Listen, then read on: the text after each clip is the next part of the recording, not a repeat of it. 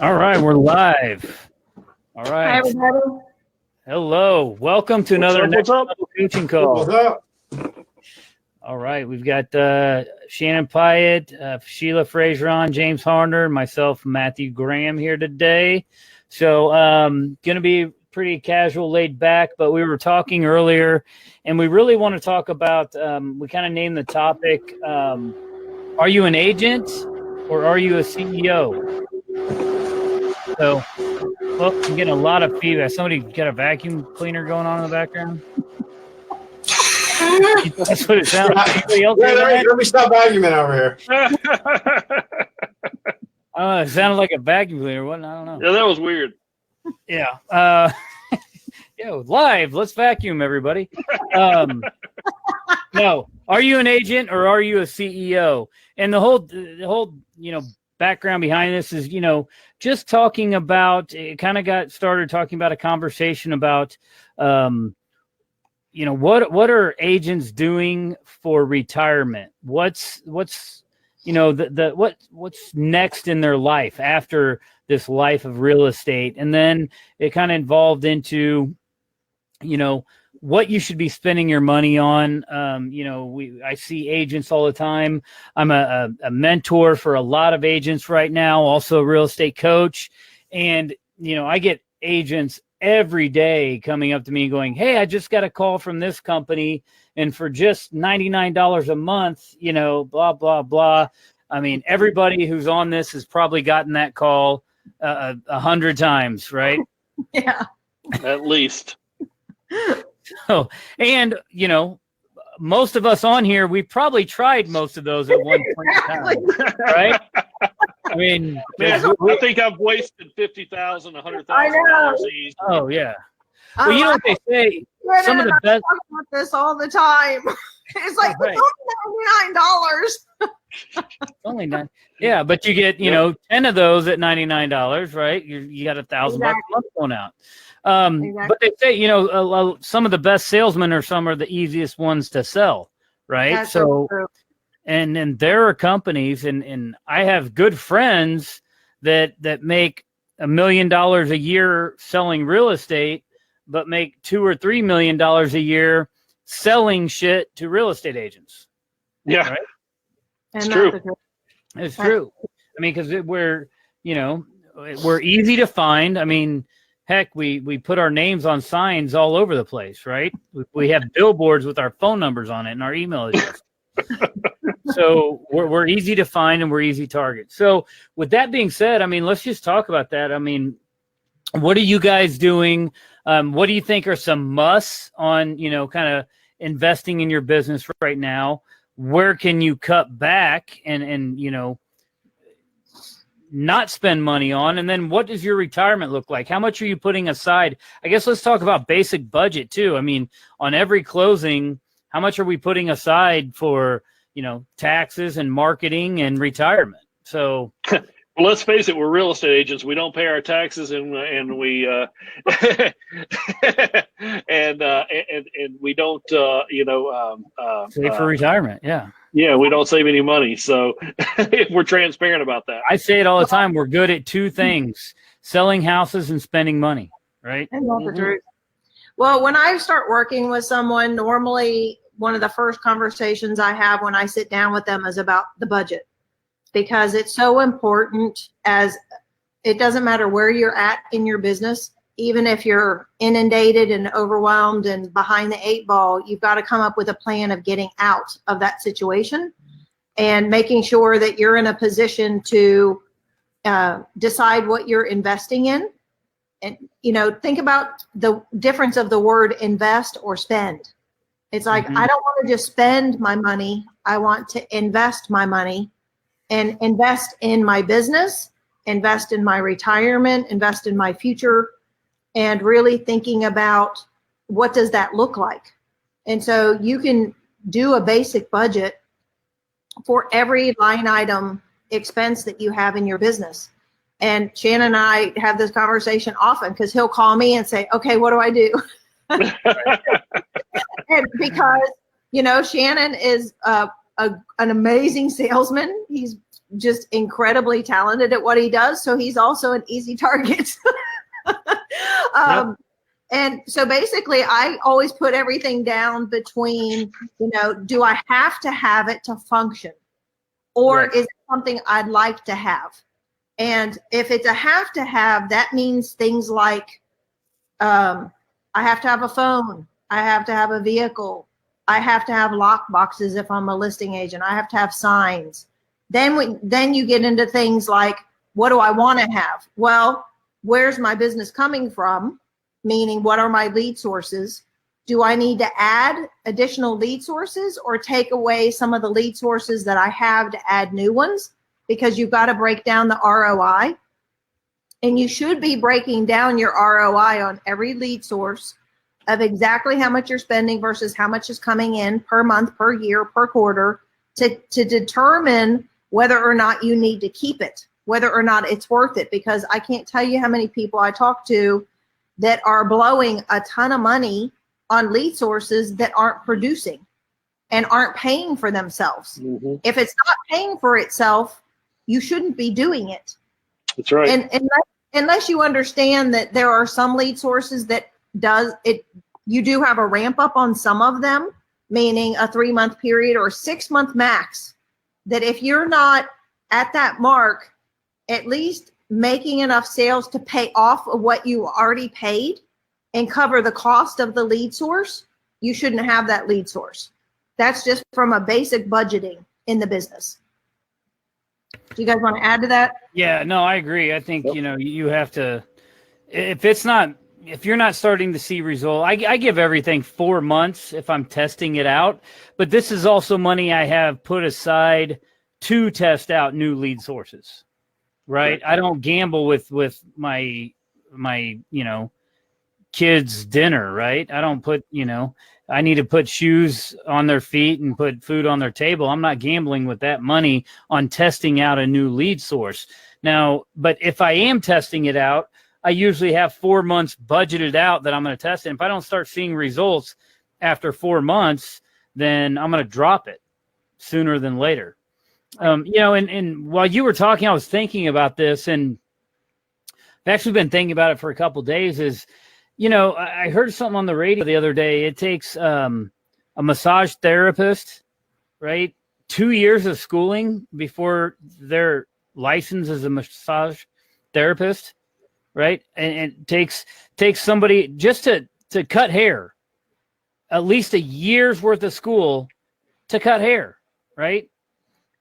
It takes real estate agents a week and a half to get licensed, right? That's crazy. It's true.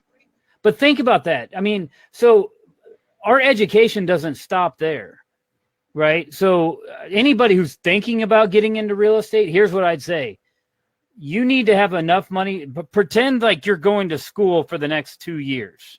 Mm-hmm. For the first 2 years you're in real estate, you better have money to put into the business and expect nothing in return. Now, there's ways to get up there quicker, but that's the mindset you have to go into it with. You can't go in and say, oh, well, I have $2,000. That'll pay for my school and my board dues, and then I'm ready to go. You won't make it. I mean, or you're going to have to, be driving in an Uber while you're doing it, which I have some agents that are doing it. That's their plan. And so they're like, well, okay, this is a 2-year goal. I want to stop driving Uber in 2 years, right? And we're building up to do that. But you have to invest in your education. So I would say, again, talking about some musts that we must have that I think is very vital that you should spend your money on is a coach, right? A coaching platform. Like every one of us on here, we have tried some of this stuff and failed at it, right? So now when I have a coaching client call me up and go, hey, I'm thinking about doing this, I'll be like, yeah, I already did it. Don't do it. Yeah. Right? Yeah. Or wait a minute, Shannon did that. Let me call him and see what he thought, right? Mm-hmm. And we can push you as coaches. We can push you in the right direction on instead of spending $500 here. Go spend $500 over here because you're going to get a much better return. Right. Going into like Zillow, do not pay for Zillow leads or Realtor.com leads unless you have budgeted $10,000 a month to put towards them. Those are the only people I know that are actually making a decent return on Zillow leads are the agents that are spending $10,000 a month on Zillow leads. And then again, I don't think those returns are still what you can get on your own, right? But anywhere in between there, they're just trying to, again, like I said, I have friends who are making more off of real estate agents. Zillow's whole platform, billion-dollar company. How are they a billion-dollar company? It's all selling our leads back to us as agents. Yep. Right? They're just selling, and other companies are going in and just paying them. And just, pretty soon, I think we're going to have Brian on here. Is that right? Soon, within the next week. So stay tuned we're going to have, I know Sheena and I talked a little bit about, getting at, signing the petition to kind of go against these iBuyers like Zillow and Open Door. I'm getting sidetracked, which I can on that subject. Let's get back focused. So one thing you have to, I think you should spend money on and have it in your budget is coaching. Just as if you're going to get a 4-year degree or whatever, you spend so much a year, have your marketing dollars set aside for coaching or a coaching program. So that's a one must. Shannon, what's a must? I think I know what you're going to say. Let's talk about programs. If you could pick one program to help with lead generation and help everything you're doing, what one program would you choose? Oh, you're making me pick one. Oh boy. One.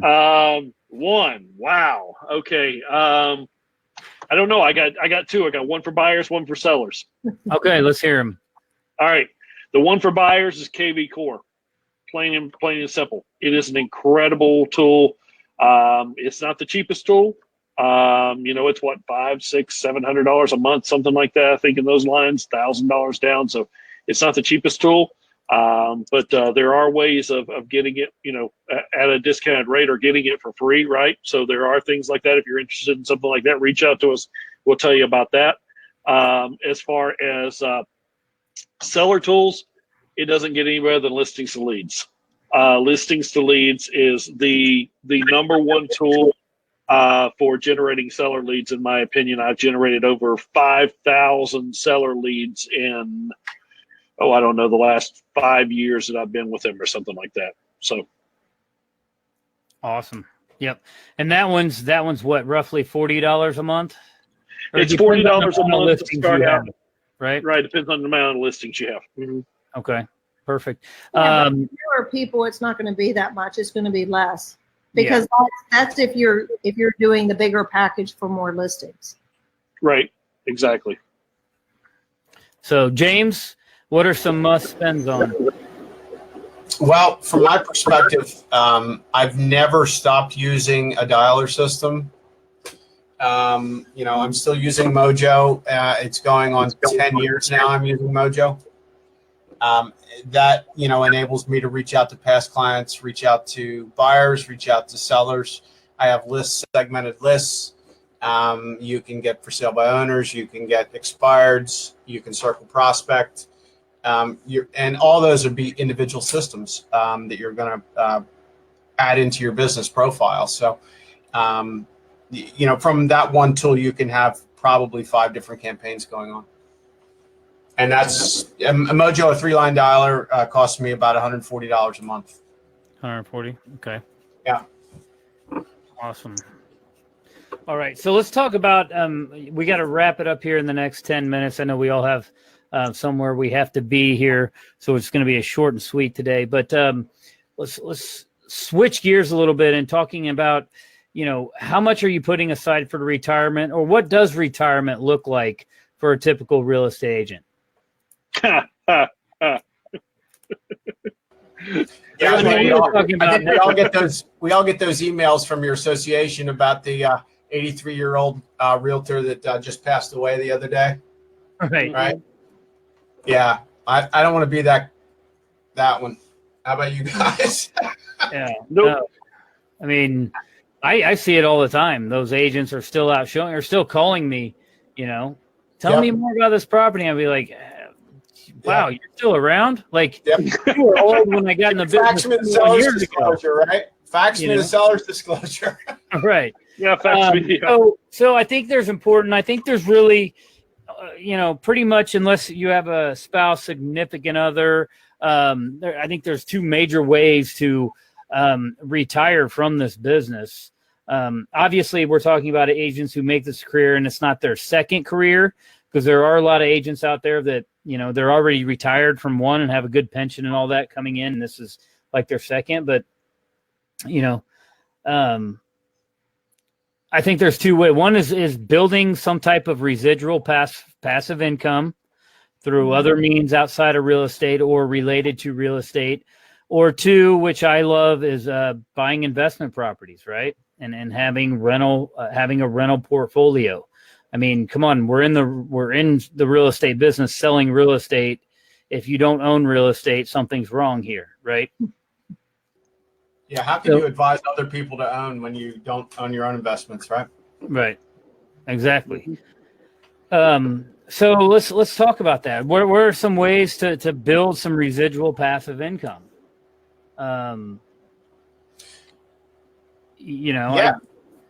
James? From my perspective, all of my passive income is wrapped around residential real estate. I do have a contracting background. So I've had a residential contractor's license for 15 years and a commercial contractor's license for more than 20.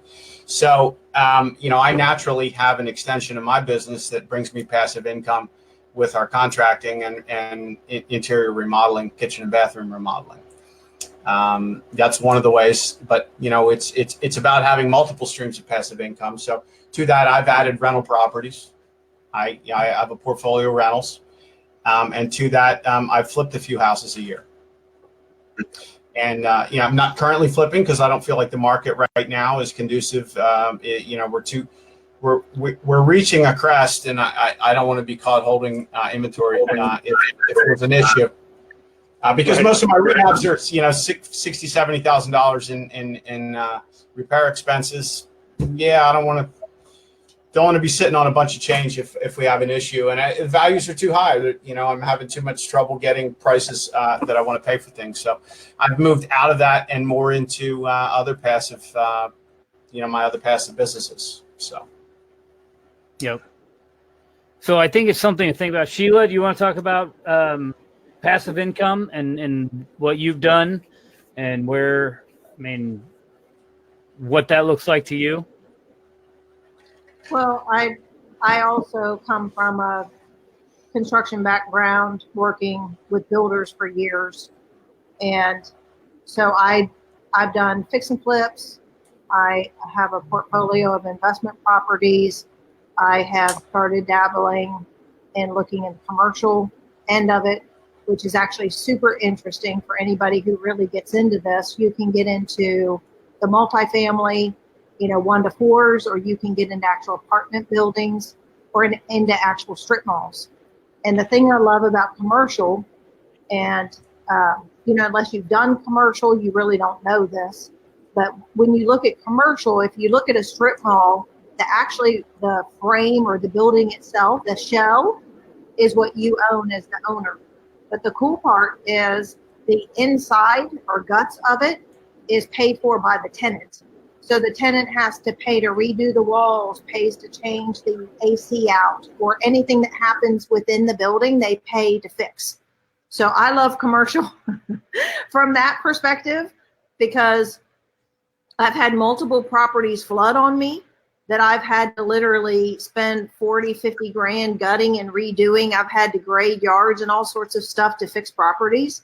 And so it's really nice to think that you're only dealing with the shell on the commercial end, but you've got to get to the point where you have enough cash, pretty big cash, to be able to get into those kind of buildings. So I've done that. And then working with the company I work with as a real estate company, they offer a passive income source. But it's a really important conversation to have with agents, no matter what level you're at as an agent, because you've got to think about what it takes to retire. How much money, I don't know if you've ever calculated how much money you need at retirement. They're saying the minimum is about $1 million.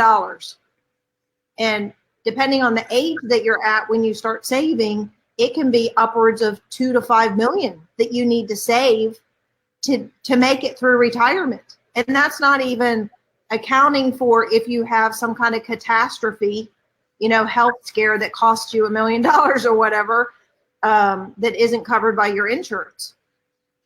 So I think if people would stop to really think about what it takes to retire, and then have a conversation with one of us, even about from the real estate perspective, what the companies offer in the ability to help you get that passive income. And then all of us have the ability to talk through with people how to buy and flip, how to have investments and do stuff like that too. Really, as an agent,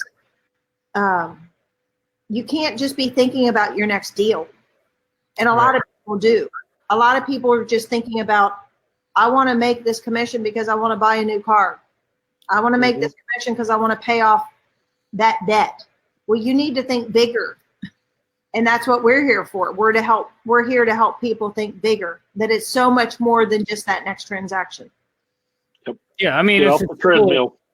It's simple, if you just have it in your plan, you hire a good coach, you have your business plan, and part of it is, okay, let's buy one rental property a year for the next 10 years, right? Then you have, the tenants are paying them off.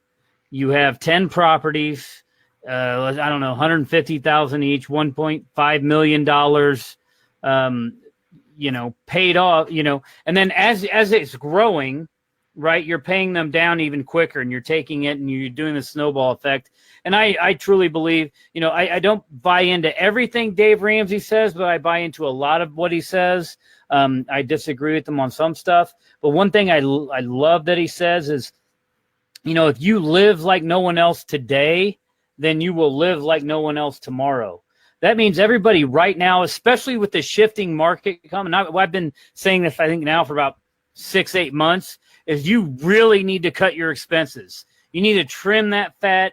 And that's why we're doing this. You need to look at that monthly budget, trim that fat off, because, I thought the shift was going to happen fourth quarter this year. The feds came out. They're changing where they're keeping interest rates. So I think it's going to extend it a little more, which is good for real estate sales. It's going to be horrible for the real estate market in the future. It's going to just mean a bigger crash that we're going to have, and it will come. They're just prolonging it, right? And with that being said, it'll probably prolong it through either it's going to happen right before the election so they can blame the current administration on it and then try to win the election that way, or it'll be till right after the election. But it is coming, and you need to start trimming that fat now and looking at what you're doing and start saving.